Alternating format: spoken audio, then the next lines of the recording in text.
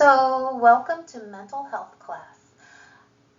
Before we start talking about chapter 10, we're going to review a few things in chapter 1, which is mental health and mental illness. That is on your assignment to read this week. So, definitions of what mental health and mental illness is. The book has some definitions, and they're kind of broad. They say mental health is a successful adaptation to stressors from the internal or external environment, evidenced by thoughts, feelings, and behaviors that are age appropriate and congruent with local and cultural norms, which is a whole lot of things to take in there. The book also talks about Maslow's hierarchy of needs, which I'm sure you're familiar with. It's on page 3 in your book, and kind of goes through, what we need before we can move on to the top of the pyramid and be self-actualized. And the basic thing that everybody needs are their physiological needs. So if we have a patient who is grossly psychotic and hasn't eaten or had anything to drink for days, before we could work on the psychosis, the first thing we got to work on are things like making sure that they are not dehydrated, that they have eaten, because you can't really deal with the bigger things until you take care of our basic needs. So mental health, there are various degrees of mental health. Everyone at times has some issues, and so we may be mentally healthy 99% of the time, but something happens and we may have some issues where our mental health is not as good as others. So our text defines mental illness as maladaptive responses to stressors from the internal or external environment, evidenced by thoughts, feelings, or behavior that are incongruent with the local or cultural norms and interfere with the individual's social, occupational, and or physical functioning. Again, kind of a detailed description, but I think you can probably see where we all can be in that state of mental health and mental illness at times, depending on what's going on in our lives. Obviously, if we have had a great loss or a tragic thing happen to us, we may fit that description of mental illness for a little while. The difference for some people is, do you have a basis in order to work on this? Do you have coping mechanisms? Do you have ways of expressing how you're feeling? This chapter 1 also talks a little bit about anxiety. Hildegard Peplau, who is a nurse theorist, has a theory about anxiety where she puts it into 4 different categories, from mild to panic, and we'll talk about this later when we get talking about anxiety. But it is in this chapter, and it describes anxiety, so as you read that, you can kind of get that idea. This chapter also talks about our defense mechanisms. And defense mechanisms can be helpful or they can be detrimental, depending on how we're using these. So they give you some examples in the book here. They give you an example of compensation. So a teenage boy who has cerebral palsy can't play football, so he compensates by being a great student. So that is a helpful defense mechanism for him. So there are other things that may be less likely. Displacement is one of those. So if a partner is upset with the spouse, and instead of taking the feelings out on the spouse, he kicks the dog, rather than talk about his anger or feelings to the spouse, then that's not a helpful way of dealing with things. So, and we'll go into a lot more detail about coping and how we deal with that as we go through the books. So, Chapter 10 talks about recovery. Recovery from mental illness is different than recovery from a physical illness. While some illnesses are chronic, mental health diagnoses have a tendency, especially some of the more severe ones, of being a chronic illness. For a long time, we didn't see that recovery was part of the picture for people who had a mental illness, that they had to learn to adapt and live with this. In the not so, pretty recently in the past, we've started to go with the recovery models. That even if this illness isn't going to go away, that the person can learn how they can have a successful and fulfilling life with the disease. The book talks about that it is realistic for someone with a mental illness to have a recovery. This started in addictions, and recovery was the lack of use of the substance that the person was addicted to. So mental health, probably in the last about 10 years, has started to build on that model for mental health also, and teaching people that recovery from mental illness is also possible. The underlying disease may not go away, but recovery is still within their grasp. So it's a little different than if you have a virus and you recover from that, having schizophrenia. You're not going to get rid of that disease, but with work on recovery, you can find a meaningful life for yourself. So this slide just says what recovery is: a process of change. Individuals improve their health and their wellness, live a self-directed life, and strive to reach their full potential. Self-directed is also very important. So rather than the physician or the nurses or the therapists directing how the person should live, this is something that we want patients to decide for themselves what they want in their life. So, 4 dimensions of recovery. Health. So, being healthy. Managing one's mental illnesses and physical illnesses.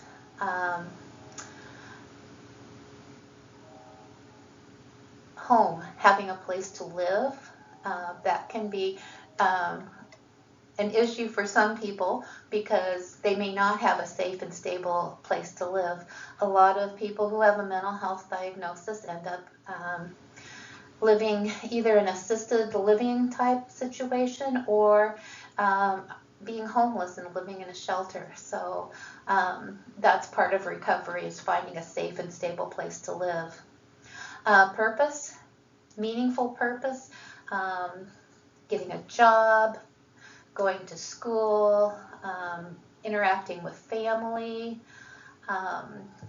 hobbies, volunteering. You'll hear a lot about NAMI, National Institute for Mental Health, And NAMI helps people with recovery, and they also bring in people who have mental illness diagnoses to help people with the recovery process. So they hold group meetings that are led by someone who has a mental health diagnosis, because a lot of times people can relate more to someone who has the experience that they've had rather than a medical person telling them what they should or shouldn't be doing. And then the community. This can be a problem because of bias against mental health, but people do need relationships and social networks so that they have support, friendship, love, and hope. And that's a big part of it, having hope that they are going to have a successful life, that they can lead how they wish to have their life proceed. And kind of like I said in the other slide, this is recovery as the client wishes it to be, the patient. Consumers, many of the people who work with, especially outpatients, we don't refer to people who are getting treatment as patients, but call them consumers. So more like customers than patients, which kind of has the connotation that you are vulnerable. Consumer is more like you are the person who is a purchaser. So we need to make sure that these consumers know about the benefits and consequences of each decision that they make, and that they need to know how to make sure that they have this empowerment in order to make those good decisions.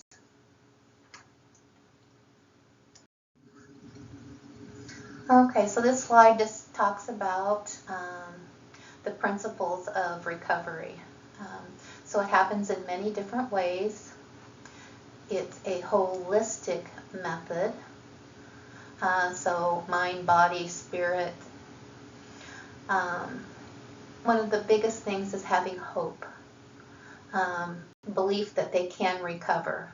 So if we can convince someone that they can overcome the obstacles that are in their way, then that can help them in making decisions for themselves. It's self-determination and self-direction that is the foundation for these recoveries. And so they make their own decisions, not what someone tells them should be their decisions.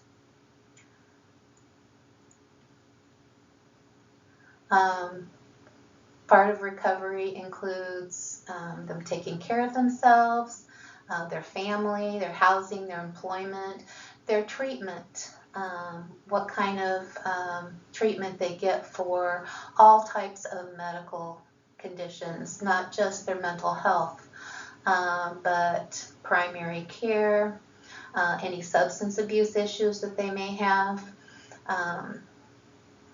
dental services, and then other things like spirituality, socialization, participation in their community. Recovery needs to be supported. So sharing skills and knowledge, and this is part of this group recovery. So peers are responsible for talking about recovery to others so that they can feel like, well, this person has gone through recovery, they're doing well, they're showing me how to do this, and so there is hope for me. So that helps with the feeling of hope. Social relationships are very important. So not only having friends, but family. And that helps with support for them. So this slide and the next couple talk about title commitments. So value the voice.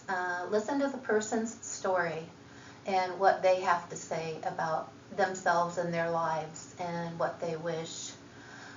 Respect the language. Encourage them to speak in their own unique way through stories, personal experiences, and things they want to share. Develop genuine curiosity. Express the interest in the story that the person has to say, and help the person to tell their own story. So become an apprentice. The individual is the one who is the expert in their life, and they need to be the leader in deciding what they need to do. So we can help them with planning, but it needs to be based on what they need or what they want, and help them find what problems that they are going to be facing, and help them with coming up with their own personal way to handle those problems. Use an available toolkit. So a toolkit just kind of gives them things that they can go back to when they have an issue. When people are in the hospital and they're discharged, a lot of times they do what's called a safety plan, and where they kind of go through and they write down what happened that brought them to the hospital, what kind of warning signs were there that they may not have seen at that time. If that happens again, what steps can they take? Who can they contact? Who is a support system for them? And just kind of make a plan of what they are going to do should they see any problems coming up. And that's part of their toolkit, is to have this prevention plan, so that if they start to see some signs of relapse for their mental illness, they're able to look at this and work through it prior to having a total relapse where they need to go back to the hospital. Craft the step beyond. So what needs to be done next towards recovery? So once the stability is there, what do they need to know to work to the goal for what they would like to have in their life? And then give the gift of time. Spend time with the person. Help them to address what they need, help them with their plan of care, help them to implement it, so that they're not trying to do this all by themselves. Reveal personal wisdom, help them to develop the self-confidence that they need in order to help themselves, so that they can believe that they are capable of making decisions for themselves. And then no change is constant. There will be changes coming up, and just like the lives of everyone, someone who is recovering from a mental illness or in recovery will have changes in their life that will come up that will impact that. And so they may need to change their focus and to deal with things that have happened in their life. Maybe a change in relationships with someone, maybe a death in the family, maybe a change in living situation, could be anything. Change in providers. That can be someone who's had a provider for their mental health care for many years, sometimes may have a big difficulty with finding someone else that they feel comfortable with. So the Wellness Recovery Action Plan is that stepwise process, so which the individual can monitor their daily lives and manage any symptoms that come up. Other people can be brought in, but to assist, but the individual actually makes those decisions on who they want to help them. And again, this slide just kind of talks about the things I've already talked about, that safety plan, that WRAP process, the action plan. It's kind of a accelerated model of what you do when you leave the hospital, and just kind of going more into what your toolbox is here for your recovery. All these are individualized. It addresses each person in a unique way, because each person is a unique person and they have their own situation. So it's not a this person has depression, so this is what needs to be done. This person has schizophrenia, so this needs to be done. It needs to be specific to the person that we're talking about.